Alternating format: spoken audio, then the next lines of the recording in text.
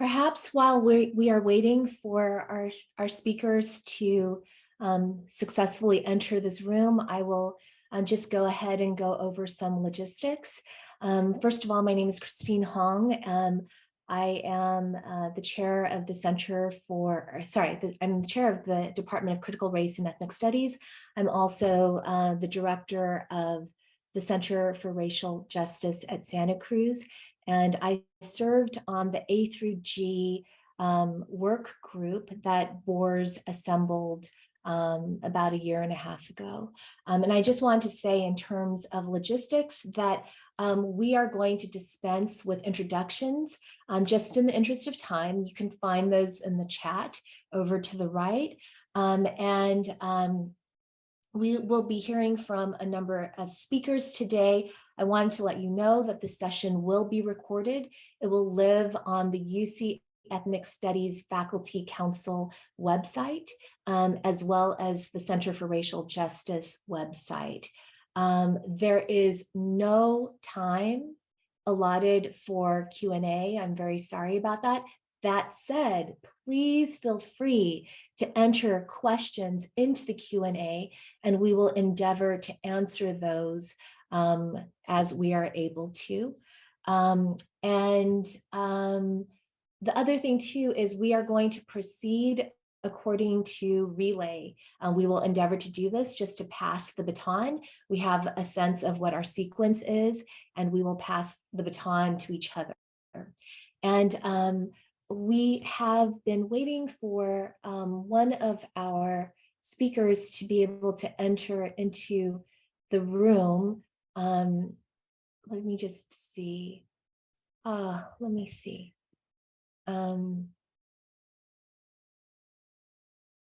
I think, we were going to have an introduction from Natalia Deeb-Sossa, but who serves as the co-chair of the UC Ethnic Studies Faculty Council. But I think that I will yield to the other co-chair of the council, Andrew.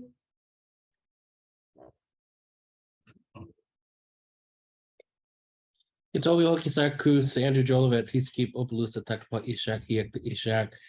Good afternoon, relatives. We're so happy you could be with us today. My name is Andrew Jolivette, co-chair of the UC Ethnic Studies Council. I descend from the Tiskip Opalusa Huron clan of the Atakapa Ishak of the Sunrise Peoples, born at the eastern side of the Atakapa traditional homelands in Southwest Louisiana. I am the son of Annetta and Kenneth, grandson of Isabella and Andrew, Gertie and Howard, the great-grandson of Leela and Curtis, Eva and Edward, Rosina and Francois, and Allie and Eli. I also descend from the indigenous African communities across Nigeria, Ghana, and Senegal, as well as from Latin-based European communities in France, Spain, and Italy, as well as from Ireland. I was born in Yalamu, the traditional unceded territory of the Ramaytush Ohlone in what is today called San Francisco. Today, I want to acknowledge the traditional unceded Kumeyaay territory at the man-made border between what is known as San Diego and Mexico, where I'm speaking to you from this afternoon. I want to recognize, acknowledge, and stand in kinship with indigenous peoples in the territories where you all come from as well. While this is a webinar format, and so the chat is disabled, you can always go to nativeland.ca to understand and know what native or indigenous land and territory you are standing on. In addition to acknowledging the Kumeyaay people as the original and ongoing stewards of the lands where I live, I would also like to give a labor acknowledgement to reflect on the forced and unpaid labor performed by enslaved people of African and American Indian descent in the United States, as well as our Latinx, Asian American, Pacific Islander, Arab American relatives who also have performed free and unpaid labor that has built this colonial nation. May we remember with each presentation speaker today that we need to do more than just have these types of acknowledgements. So we need agreements, we need changes. This discussion today about ethnic studies for for K-12, for high school students in the UC, how do we come up with a policy that really will allow us to thrive into the future, that will respect and honor past and present generations. And so I'd like to welcome everyone here to this afternoon session on Area H. And I'd like to thank the Center for Racial Justice and its principal investigator, Associate Professor of Critical Race and Ethnic Studies and Literature, Dr. Christine Hong, NCRJ graduate student researcher Stefan Young, and all of the members of the Area H Ethnic Studies writing team and the broader work group, with particular thanks to that writing group, Tricia Gallagher, Darlene Lee, Veronica Castillo-Munoz, Kimberly Woo, and others who made this gathering possible. I'd also like to thank and acknowledge my co-chair of the UC Ethnic Studies Council, Dr. Natalia Deeb-Sossa, professor in Chicano Studies at UC Davis, who has also made today's presentation possible. So the UC Ethnic Studies Council was just formed last year in consultation with the California State University system and the California community college systems, which also have ethnic studies councils, to turn our attention to pressing issues facing the discipline and the related disciplines of ethnic studies across these three major systems of higher education in California, to think about ways that we can advance ethnic studies. And so today we will be talking in depth about the Area H requirement. And so I'm going to go ahead and turn it over to Christine, who will provide further logistics and introductory remarks. So here, wait, let me see. Thank you, Christine. I'm going to go ahead and turn it over to you. I, having made just very brief logistical remarks at the beginning, will pass things to Eddie Camo. And Eddie was formerly the chair of BORS and was the chair of BORS at the time when many of us here were convened to be a part of that work group. And Eddie also co-chaired the A through G work group for ethnic studies. Eddie? Thank you, Christine. Thank you, Andrew.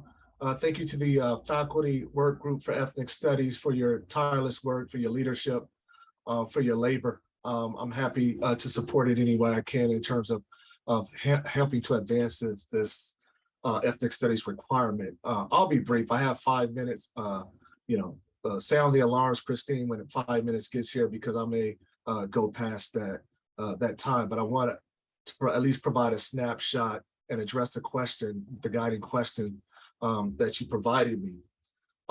Just a history about the ethnic studies requirement. So in December of 2020, BORS consulted with student activists and representatives from the system-wide Office of Graduate, Undergraduate, and Equity Affairs. And I see Dan Ma joining us here. He was central to that conversation that we had with BORS regarding a subject requirement for UC admissions for graduates of secondary schools in California with a focus on ethnic studies. And as you know, the California State University added an ethnic studies requirement for undergraduates, and there's been considerable public interest in expanding ethnic studies criteria, and it does exist. And so after the conversation with the Graduate, Undergraduate Equity Affairs Group, also in consultation with Dan Ma, BORS had a lengthy discussion. And just to be clear, I served as chair of BORS during that time. And we voted unanimously to amend the California high school subject requirement, and that's around Senate Regulation 424.A.3 with a non-additive one-semester course that emphasizes ethnic studies. Now, it conforms with the spirit of AB 331 and emphasizes that ethnic studies is required, not optional.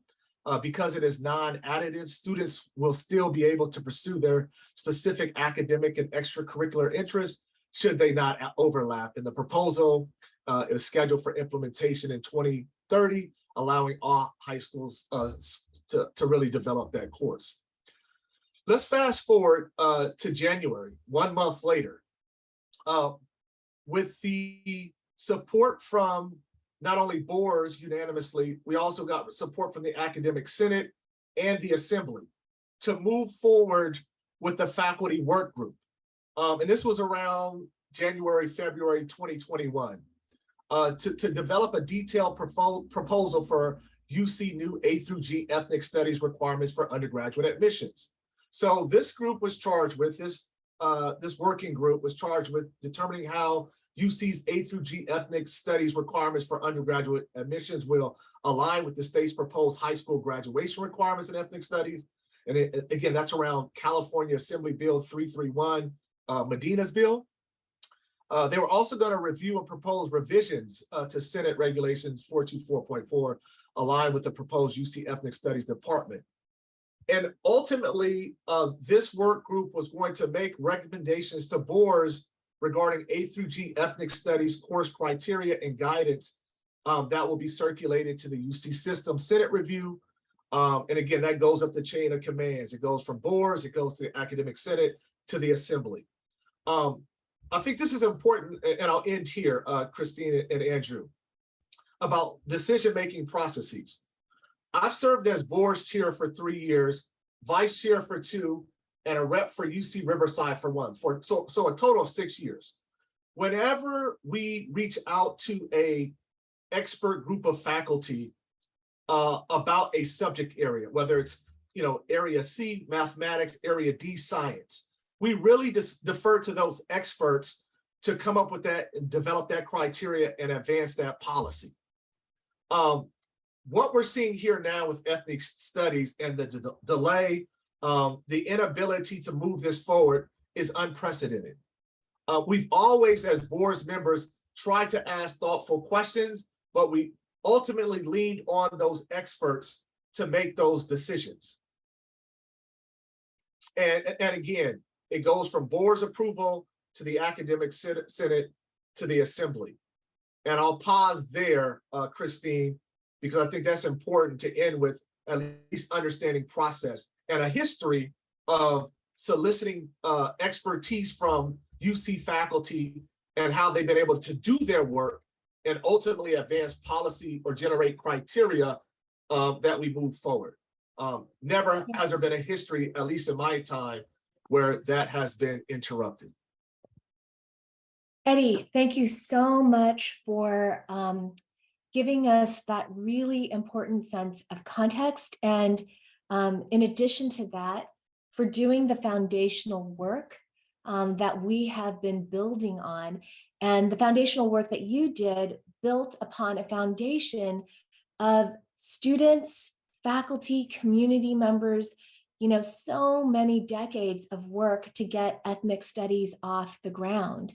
And, one thing that I will say about the genius of what you did as the head of boards is that you brought together a group of people from across the UC system that included faculty, scholars working in ethnic studies and various ethnic studies subfields. You also brought together people who are in education, who've been working with districts and school teachers, who have been leading the way in terms of developing ethnic studies curricula throughout the state of California. And thirdly, last but not least, you also brought together students who had been advocating for ethnic studies. And it is this group that I think really honors the spirit of ethnic studies as a project. And so I just wanted to thank you again for the work that you did and for coming today to share that very, very important history. It's very useful to orient all of us. We're going to move into a presentation on Area H.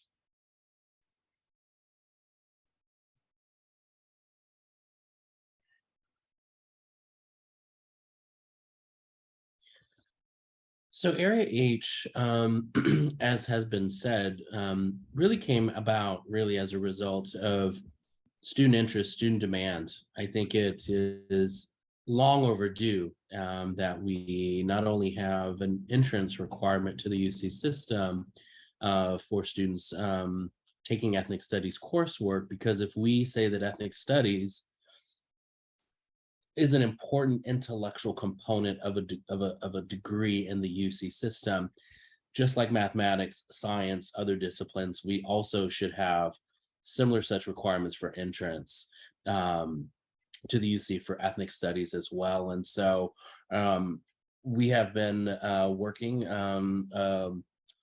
work group, as Eddie mentioned, and Christine talked a little bit about, both a work group that was composed, I think, gosh, there were more than 24 of us, and then a smaller writing team of less than 10 for the last year and a half. Very diligently, very tirelessly, and putting forth a lot of effort, dealing with a lot of political tension.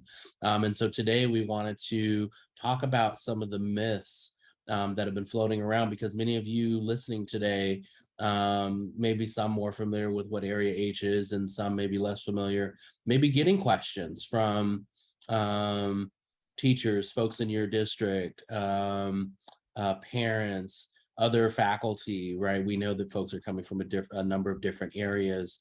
And so we think that this is really, vital and important that we have this conversation today. So,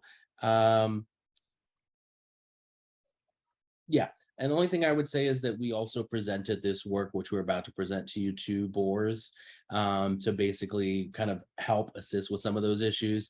I will say, I don't know how much people listened. We are at a stage where we have been asked to kind of reformulate the committee from last year, where there will only be 2 of us who were on the original work group and writing team. Christine and I. Christine will be co-chairing with one of the members of boards. I think that, we're hopeful, and we won't rest until this is policy, but it has been a really protracted experience here. So I think we can go ahead and move to the next slide. Yes, so we're posing the question, what is Area H? And we're asking this question precisely because in this particular historical and political climate, the backlash against ethnic studies is so ferocious that misinformation and disinformation abounds. So we are looking at this as an opportunity to clarify Area H. And so, just as Eddie, clarified for us, even prior to Gavin Newsom signing into law AB 101, mandating ethnic studies in K through 12 education, it's the case that you see boards in response to student advocacy.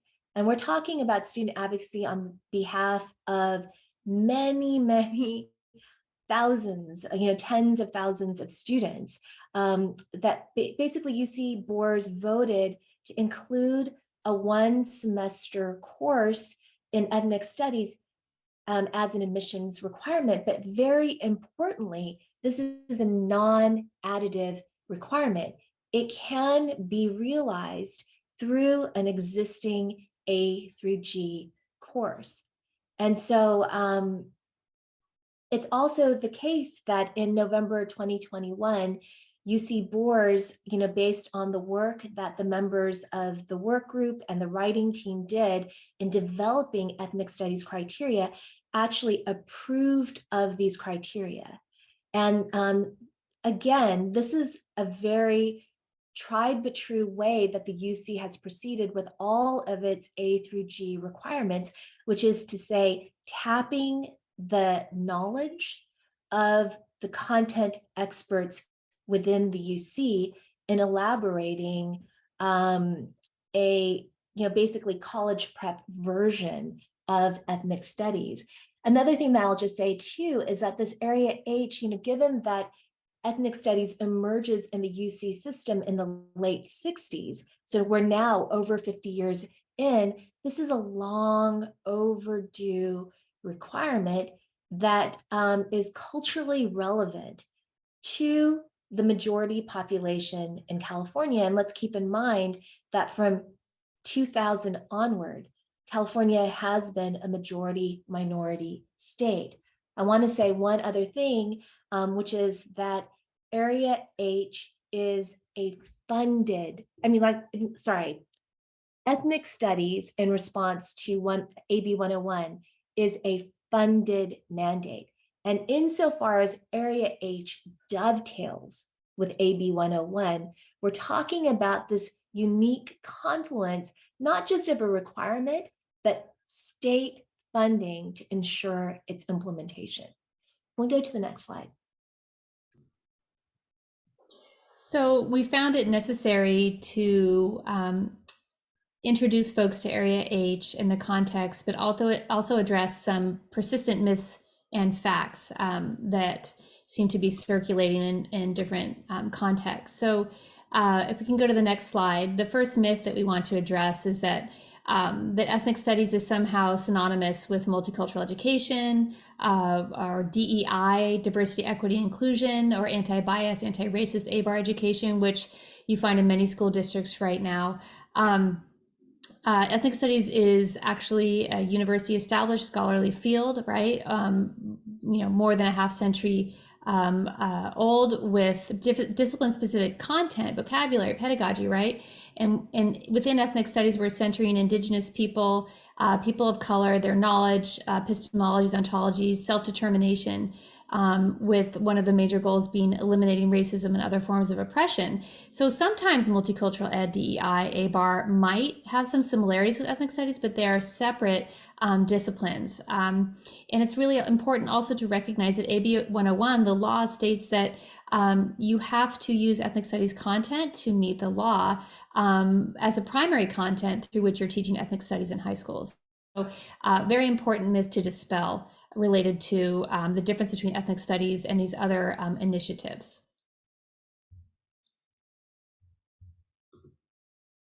So I'll pass it back to Christine and the next slide. I should state here that the myth is that AB 101 requires, it mandates that high school ethnic studies courses align with the ethnic studies model curriculum. So unlike the other areas of study that are within the sort of public school curriculum, it's not the case that there are existing state standards for ethnic studies. We have a model curriculum, and it's not the same as a standard. It's meant to be a guide. And in fact, AB 101 is explicit about this. It states that the model curriculum is written as a guide. And it's a guide that enables various school districts to adapt ethnic studies courses to reflect the pupil demographics in their communities. The model curriculum includes course examples that have been offered by local educational agencies that also have been approved as meeting the A through G admissions requirements. And so this is important for a number of reasons. One, it's an invitation, and again, this can be a collaborative invitation that involves UC, CSUs, community colleges, local school districts, community members, teachers, community organizations, in developing ethnic studies curricula that are localized and critically localized. So there's this invitation here, but it very clearly states the ethnic studies model curriculum is meant to be a guide. I want to say a little bit about the guide. The ethnic studies model curriculum is it's about 900 pages in length. And it's hard to imagine that a 900-page guide would be useful, easily digestible. I'm not saying it's not useful, but it's not easily digestible for busy teachers, to be able to go through that and extract from that something that easily equips them to be able to create course content for ethnic studies. And that is where the Area H course criteria come in as an urgent and necessary supplement, because the ethnic studies model curriculum only has 3 lines devoted to methods. Ethnic studies is an interdisciplinary field. It's not going to, how will someone who's working in STEM realize it? How will someone who's in history realize it? How will someone in a literature course realize it? This is where an articulation of methods is critical. The ethnic studies model curriculum does not furnish that. The Area H course criteria do. I just want to reinforce that Area H will work in tandem with the ethnic studies model curriculum to be of use to educators throughout the state of California. Next slide. Okay, so just to reiterate that there are multiple pathways to implementing Area H. So within the law, we see 4 ways that a school district or a school can create the course, right? So they can base it on the model curriculum that the state has written. They can use an existing course. They can use a course that's already taught for A through G. It's one of the questions we have in our chat here is that, yes, if you have an existing course, yes, you could amend it to ensure that it is ethnic studies, and that is a possibility as well. And then what we're finding mostly in school districts is that everyone is using D, right? They're locally developing a course that's approved by their school board. And that is the law. Any course that is created has to be passed through that local school board, that school district. They have the final say on the courses that are developed for ethnic studies, just as they have the say for any other course in math or science, any other area. So it's important to recognize that there are multiple paths to creating this high school course. And most schools we're seeing are using D as an option, which of course the district has the final say, the school board has the final say in whether or not that course will be adopted. Next slide. So in terms of criterion implementation, the main myth here, right, is Area H will make things more difficult, as if the requirements to get into the UC already with the A through G have not actually made it difficult for particularly for students of color. And so we actually believe this is going to actually help students. And so the fact is that Area H criteria are flexible enough for districts to develop courses that meet their demographic and community needs while maintaining fidelity to the field of ethnic studies. Area H criteria can be applied to any of the already existing A through G subject areas. And 6 of the 7 UCs are already using A through G criteria, which match or exceed the state's requirements. So the idea that this is somehow doing something out of the norm is blatantly not true. And so, we know UC can guide schools to offer a college prep version of ethnic studies. So this should not be an impediment to implementation as they've tried to suggest. So, and you can read the quote there yourselves. As you know, we are recording this, and so we want to keep on time. And so folks want to take a look back later at the presentation, we can make that available. So I'll pass to Darlene for the next slide.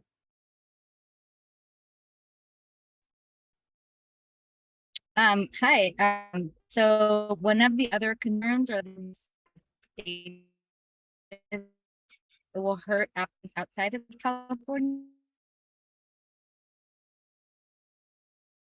authority to make the ethnic studies course requirement, as well as any of the other A through G course requirements. That it's only enforced strictly for California students, and that for other students, those courses can be required, for example, post-matriculation or in using other criteria. And so we just wanted to make sure to put that out there. Next slide, please. So, one of the other things that we've talked quite a bit about is potential enrollment and admissions benefits of adding Area H to UC admissions requirements. And so this one to me is huge, right? So high school ethnic studies courses can do this in a number of ways. First, it can support or affirm students' sense of belonging and educational identities, stories of heritage, resistance, solidarity, self-empowerment of Indigenous students and students of color in terms of improving persistence. I mean, I can speak for myself. It wasn't called ethnic studies, but when I finally started doing better in school myself, I flunked the first grade. I was in a tracked classroom in the 1980s. When I did summer enrichment programs that other folks had access to, that would be the closest to an ethnic studies curriculum. That's when I started to do much better and thrive and want to go to school. A lot of the young folks don't want to go to school because they don't see themselves reflected there, right? And so positively engaging students of color, Native and Indigenous folks, students in high school academics is crucial. C, we have to improve the academic achievement and graduation rates of all students. And I think that definitely this is a dire need in Native and Black and Latinx, Arab, Asian American, Pacific Islander, other communities of color. And it will also improve high school graduation rates, period, in the state of California, because ethnic studies is like a family. We see in data and survey after survey. When I was working at San Francisco State for a number of years, we collected data. Sorry for the ambulance, I'm right by the hospital. We collected data actually about student graduation rates, where they felt most comfortable. And it was interesting. This was across the entire San Francisco State campus. What students said was, ethnic studies feels like home. I feel supported. I don't feel alone. I feel like I can succeed and I can make it. Next slide, please. So these high school ethnic studies courses, right? They are already offered. As I used to be a dean at a middle school, Presidio Hill School in San Francisco, and work with any number of pretty affluent independent private high schools that, quite frankly, some of these schools are harder to get into than Ivy League schools. That's how much pressure they put on these kids. However, I will have to tell you, I mean, one of the things here that's interesting when people say this is too rigorous or too difficult or we're making it more challenging, these schools, right, these elite schools have been doing this kind of anti-racist, they may be called an anti-racism or multicultural work. In 2002, I was a dean of multicultural programs. That was 20 years ago, and we were teaching ethnic studies. So this is not a good argument. I think that, so we want to make sure that we're not, right, still having a separate but equal education system where students of color don't even have access to their own sort of histories when we see that happening in more economically advantaged schools and communities. And finally, we think this will eradicate individual and institutional racism, and that this will create new ways to dismantle racist policy structures and promote greater access in the UC for students of color. And I think we have one last slide maybe here. It's an urgent issue. This state is already a majority folks of color. This country is not changing with all the things that we see happening, from gun violence in schools. Ethnic studies can help with that, to, bullying, teasing, all these things that we don't even think about. Ethnic studies is actually about creating spaces where all people can thrive, right? Especially those who have not had the opportunity to do so. And so I think this is a good place to turn and transition, because you will hear firsthand why this is an issue of urgency and importance to our students and to our communities. Thank you.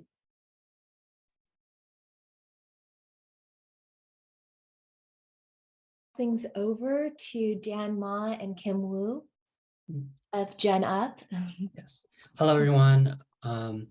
My name is Dan, and I graduated from UC Berkeley in 2021 and was one of the student co-authors of the original ethnic studies proposal. So in fall of 2020, there was a growing group of UC, CSU, and high school students who were already advocating for ethnic studies, and noticeably absent from these discussions was the UC. And meanwhile, looking at the subject requirements that was posted on UC website, the European history was listed on the UC A-G admissions requirements, but not ethnic studies. And that we were wondering, who does this advantage and who does this disadvantage? And so me, along with other students, including other UC Berkeley students, including Vanessa Tran, Kristen Ho, Daniela Cervantes, Anvi Fan, we decided to come together and create a petition, which we called on the UC to integrate ethnic studies in the policies. And this petition gained over 700 signatures from faculty, high school teachers, high school students, and UC students across the state. And along with the petition, we reached out to leaders in the UC. I personally was the academic planning council student rep, and I emailed Alexis Zaragoza and Carlos Galan, who were the BOR student reps. And we wanted to see if we could propose this policy to BORs. And so Alexis and Carlos met with Professor Eddie Camo about the policy proposal, and in which Dr. Camo agrees to put it on the meeting agenda.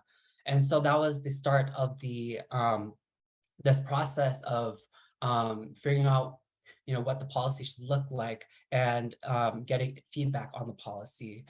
And so we actually reached out to student governments across the UC, and we met with this UC Student Association, who then agreed to send a letter on behalf of all 285,000 students in the UC in support of the A through G ethnic studies requirement. And so throughout this process, we were engaging many students, and which shows how ethnic studies matters. And we see that it is an issue that we are not putting ethnic studies in the same place as the other subjects that are required for us to be admitted into the UC. And now I'll pass this on to, and this is an image of the letter. And now I will pass this on to Kim. Hi everyone, I'm Kim. I'm a senior at UC Berkeley studying political science, legal studies, and ethics studies. I'm also a part of GenUp, which is a youth educational advocacy organization. And actually, we reached out to Dan about this proposal because we were also really passionate about ethics studies. So because Dan was graduating, he basically passed off the torch to like me and another friend, Genevieve, who's also part of GenUp. But we were appointed to this UC faculty work group in March 2021 because of our advocacy efforts, working in collaboration with Dan and with all those other student organizations as well. As Professor Kumo said earlier, in November 2020, boards unanimously agreed to create a work group to determine feasibility of the requirement. And then me and Genevieve serve as the only two undergraduates in this whole UC faculty work group, which is really cool because ethics studies is founded by the students. From there, the UC faculty work group met, and then volunteers from that work group worked on the writing team. So I actually volunteered to help with the writing team to basically create the what ethics studies is under this requirement. So since then, that's basically what we've been working on a lot, to present the drafted course criteria and receive feedback. But as you can imagine, there's been a lot of bureaucracy and some opposition from the UC system about this feedback, which is why we've had to hone back into student advocacy efforts. So we distribute another petition among students and among faculty to protect ethics studies. And since then, we've also tried to encourage UC student governments, such as UC San Diego and UC Santa Cruz, to pass a resolution in support of AGES, so A through G ethics studies. So this whole part is basically the implementation of actually doing this work. Next slide, please. So really some huge key takeaways that I want to take away from this presentation is basically that ethics studies was founded, created, and led by students of color since its origin. So we really want to focus on that, from the Third World Liberation Front and even beyond that, that this was founded by the students because we want to reclaim our education, and that we feel empowered when we see our stories and narratives and experiences being reflected in our own educations, because we deserve a right to basically learn what we want to learn. From there, I also want to focus on that we've collaborated with a lot of student organizations. This isn't just some small group of people, but this is a lot of people who want to be involved, who feel that love of ethics studies, and who are revolutionized and who are empowered by this love for ethics studies to work together to see our narratives represented. Additionally, obviously, ethics studies isn't just founded by the students, it's founded by this community who's working together. So I really also want to shout out allies and ethics studies teacher practitioners who have worked alongside with us, who've supported and fought for this initiative to make sure ethics studies is included within our curriculum. Additionally, if you have any questions, if you know any students who would love to get involved in this cause, feel free to contact us at that information. But I just really want to emphasize that we really appreciate everyone for being here today and for fighting along this cause for ethics studies.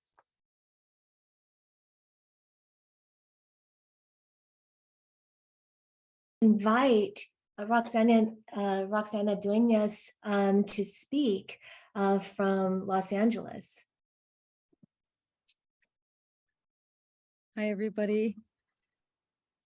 All right, so it's I think 5 minutes. I'm gonna keep myself to my time. So thank you for having me. My name is Roxana Dueñas, and I teach ethnic studies at the Math Science Technology Magnet at Roosevelt High School here in Boyle Heights.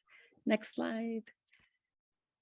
I'm gonna kind of skim through this, just a little bit of context. I have been teaching for 15 years. I am the oldest of three. I went to school here in East LA at Garfield High School, and now I teach at Roosevelt, which is the rival school.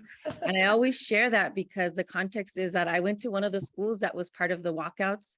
And now I teach in one of the schools that participated in the East LA walkouts. And I never learned about it until I went to college, which was at UC Santa Barbara, where I took my first Chicano studies class.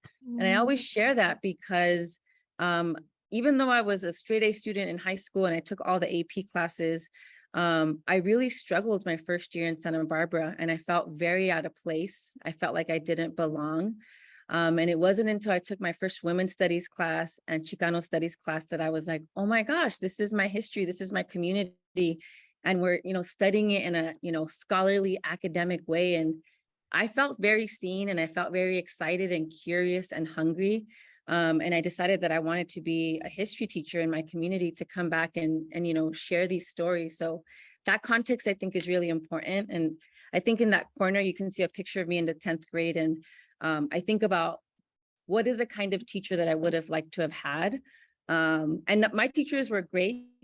And I wish that I could have learned that part of my history because it was so empowering. And so I want to provide that experience for our students.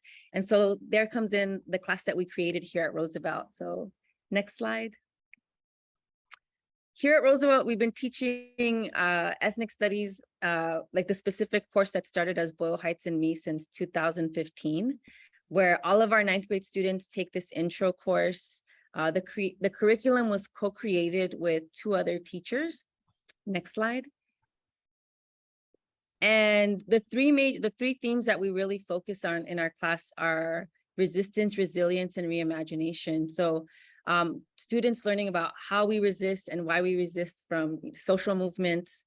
How do we embody the resilience to, when we think about dismantling systems of oppression, right? How do we continue to fight? But ultimately, the goal is to this idea of reimagining, right? In a society where we're experiencing harms from so many different directions on a systemic level, on an individual level, can we have a space to reimagine a more just world? And so as someone who works in a STEM school, right, math, science, technology, I'm always thinking, how do we provide our students, whether they want to pursue a career in engineering or arts or music or literature, that no matter, what career they pursue, when they go to college, do they have these lenses to then think about dismantling systems of oppression that they're gonna confront when they go into their chosen career, their chosen university, and to already have those tools to identify, to organize, and to imagine that there's other ways of existing. So these are the 3 frameworks that we organize our course. Next slide. So our students engage in this very rigorous work of understanding systems of oppression, community cultural wealth. Next slide. I'm kind of rushing through this. Our students engage in research, trying to, critique, to question and identify issues in our community, and then start thinking about how do we fix these issues. And already from the 9th grade, engaging in this scholarship and this, I think, very rigorous, meaningful work. Next slide. Oh my gosh, 5 minutes goes by so fast. Our students publish their stories and their work, and it becomes curriculum for our other ethnic studies classes. And these are some of the books that they've published. Next slide. I'm going to skip this slide, but I want to go to the next one. This is one of my former students, Angel. He graduated class of 2020. I met him in 9th grade. He's at UC Berkeley now. And last year he sent me this text message where he kind of was just giving me an update on his life. And I just you can see the very bottom of the message. He said, personally taking your class and having you as my teacher has given me the motivation I needed to pursue higher education. And I strongly believe that this project, he's working on a project at Cal, will help me do the same for future students early on. That's my phone ringing, but I'm going to ignore that. So again, just kind of speaking to the power of this work. Next slide.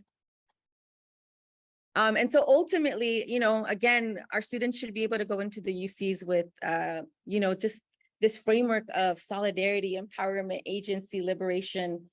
We talk about math literacy, reading literacy, and I think racial literacy, and providing students with tools to navigate these institutions where they're often, I think, they feel alienated. Oh my goodness. Yeah. Oh my gosh, I'm so sorry. This is so embarrassing that my phone is ringing. Anyway, yeah, I think that, and that's my time anyway, but that's my argument for the importance of ethnic studies as a UC requirement. I'm so sorry. No, not at all. That was so amazing and so, yeah, just so great to hear. Rekia, take it away. Yeah, I just want to say it's really energizing to see that we've had about 93 folks on this webinar, aside from the panelists. And it's really important for us, right, to remember not to lose sight of the historic nature of this moment and the ways that we are able to educate and examine local histories, like Christine was saying, the local, and that these histories are importantly shaped by histories of racial resistance that have challenged structures of power. So with the recent state mandate for ethnic studies, we have this opportunity before us to facilitate UC, community college, CSU, school district, and county partnerships that will really enable this localized and community-centered infrastructural supports to the unfolding of ethnic studies in schools, and for the logical adoption of Area H as one such infrastructural support at the UC system. So I want to invite y'all to listen to two students at Lincoln High School in Southeast San Diego and two teachers in Stockton, California, who are voicing their support of ethnic studies.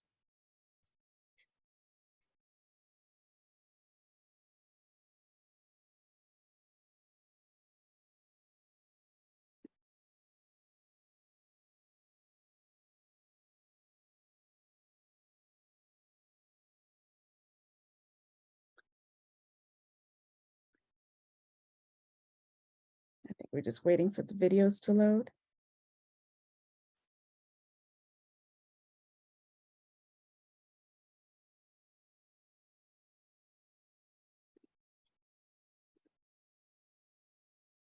Maybe while we're waiting for the videos to load, what I'd like to share with y'all is we're trying to collaborate with you and inviting you, just one second, to join us for our Speak Out for UC Ethnic Studies social media campaign. And we're going to put a link in the chat. This is for teachers, for students, if you're a parent, for example, community leaders, members, just to let us know in a 30 to 1 minute video, how is ethnic studies impactful? How is it life-changing? Why do you think the UCs should require ethnic studies for our applicants? Go ahead. All right, Roderick. So you're going to be a Bruin if all goes as planned in the fall. So to take ethnic studies. I do, because not only should you have an understanding of where you come from and what your people have been through, it helps to understand where other people and other races have been through as well. So Ray, why do you think that ethnic studies should be a requirement in order to enter the UC college system?